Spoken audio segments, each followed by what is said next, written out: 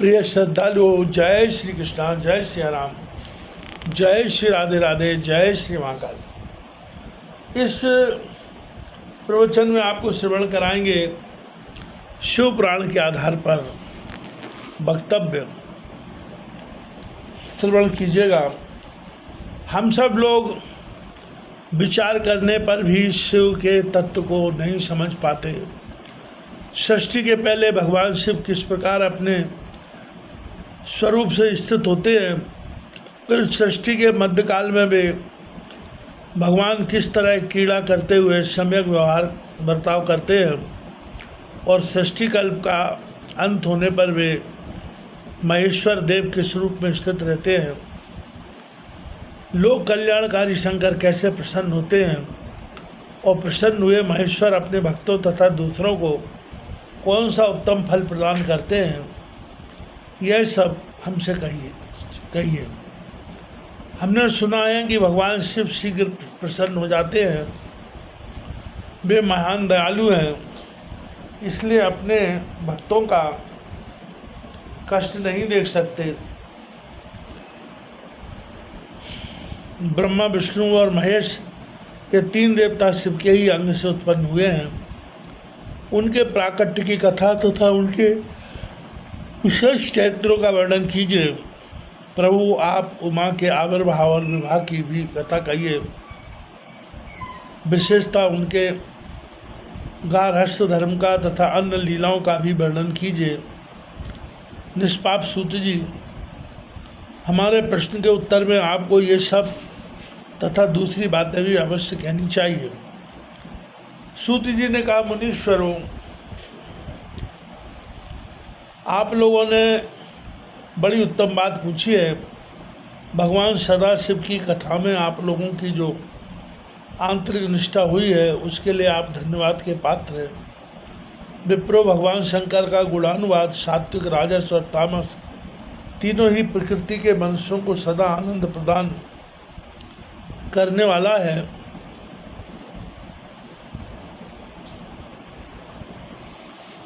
पशुओं की हिंसा करने वाले निष्ठुर कसाई के सिवा दूसरा कौन पुरुष उस गुणानुवाद को सुनने से ऊब सकता है। जिनके मन में कोई तृष्णा नहीं है, ऐसे महात्मा पुरुष भगवान शिव के उन गुणों का गान करते हैं, क्योंकि वह गुणावली संसार रूपी रोग की दवा है, मन तथा कानों को प्रिय लगने वाली और संपूर्ण मनोरथों को देने वाली है। विप्रो, आप लोगों के प्रश्न के अनुसार मैं यथाबुद्धि प्रयत्नपूर्वक शिवलीला का वर्णन करता हूँ। आप आदरपूर्वक सुने। जैसे आप लोग पूछ रहे हैं, उसी प्रकार देवर्षि नारद जी ने शिव रूपी भगवान विष्णु से प्रेरित होकर अपने पिता से पूछा था। अपने पुत्र का नारद प्रश्न सुनकर शिव भक्त ब्रह्मा जी का चित्त प्रसन्न हो गया,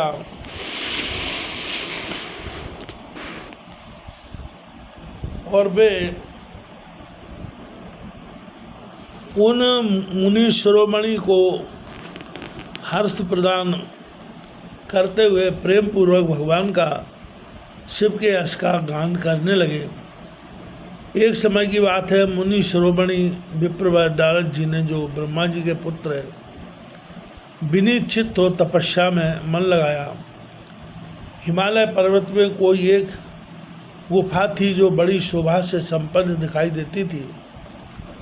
उसके निकट देव नदी गंगा निरंतर वेगपूर्वक बहती थी। वहाँ एक महान दिव्य आश्रम था जो नाना प्रकार की शोभा से सुशोभित था। दिव्यदर्शी नारद जी तपस्या करने के लिए उसी आश्रम में गए। उस गुफा को देखकर मुनिवर नारद जी बड़े प्रसन्न हुए और सुदीर्घ काल तक वहाँ तपस्या करते रहे। उनका अंतःकरण शुद्ध था। वे दृढ़तापूर्वक आसन बांधकर मौन हो प्राणायाम पूर्वक समाधि में स्थित हो गए। विप्रो, उन्होंने वह समाधि लगाई जिसमें ब्रह्म का साक्षात्कार कराने वाला अहम ब्रह्मास्मि मैं ब्रह्म या विज्ञान प्रकट होता है। मुनिवर नारद जी जब इस प्रकार तपस्या करने लगे, उस समय यह समाचार पाकर देवराज इंद्र कांप उठे। वे मानसिक संताप से विहल हो गए। ये नारद मुनि मेरा राज्य लेना चाहते हैं। मन ही मन ऐसा सोचकर इंद्र ने उनकी तपस्या में विघ्न डालने के लिए प्रयत्न करने की इच्छा की। उसी समय देवराज ने अपने कामदेव का स्मरण किया। स्मरण करते ही कामदेव आ गए। महेंद्र ने उन्हें नारद जी की तपस्या में विघ्न डालने का आदेश दिया। यह आज्ञा पाकर कामदेव बसंत को साथ ले बड़े गर्व से उस स्थान पर गए और अपना उपाय करने लगे। उन्होंने वहां शीघ्र ही अपनी सारी कलाएं रच डाली। बसंत ने भी मदमस्त होकर अपना प्रभाव अनेक प्रकार से प्रकट किया। मुनिवरों, कामदेव और बसंत के अथक प्रयत्न करने पर भी नारद मुनि के चित्त में विकार नहीं उत्पन्न हुआ। महादेव जी के अनुग्रह से उन दोनों का गर्व चूर्ण हो गया। शौनक आदि महर्षियों, ऐसा होने में जो कारण था उसे आनंदपूर्वक सुनो। महादेव जी की कृपा से ही नारद मुनि पर कामदेव का कोई प्रभाव नहीं पड़ा। पहले उसी आश्रम में काम शत्रु भगवान शिव ने उत्तम तपस्या की थी और वहीं उन्होंने मुनियों की तपस्या का नाश करने वाले कामदेव को शीघ्र ही भस्म कर डाला था। उस समय रति ने कामदेव को पुनः जीवित करने के लिए देवताओं से प्रार्थना की। तब देवताओं ने समस्त लोगों का कल्याण करने वाले भगवान शंकर से याचना की। उनकी याचना करने पर वे बोले, देवताओं कुछ समय व्यतीत होने के बाद कामदेव जीवित तो हो जाएंगे, परंतु यहाँ उनका कोई उपाय नहीं चल सकेगा।